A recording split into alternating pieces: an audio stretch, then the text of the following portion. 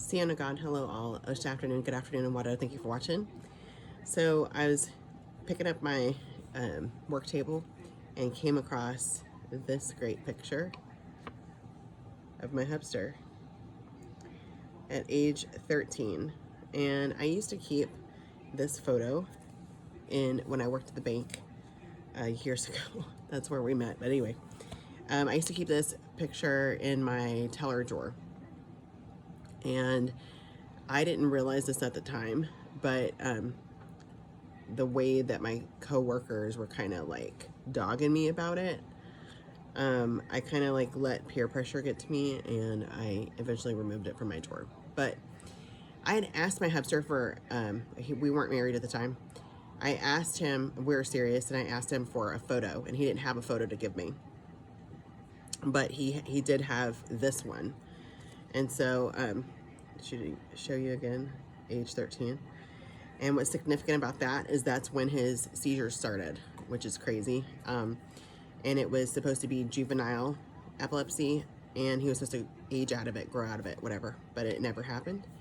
And I don't think it was actual juvenile epilepsy back then, because now we know it originates in the thalamus. But anyhow,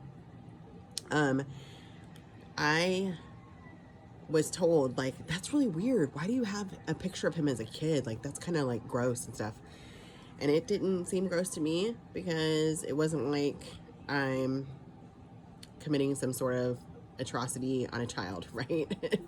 It was, to me, it was something that captured like who he was when he was younger, you know, and had all that hope and joy and everything. Fast forward to now. Not sure if you've seen it, but it's kind of been going around a bit.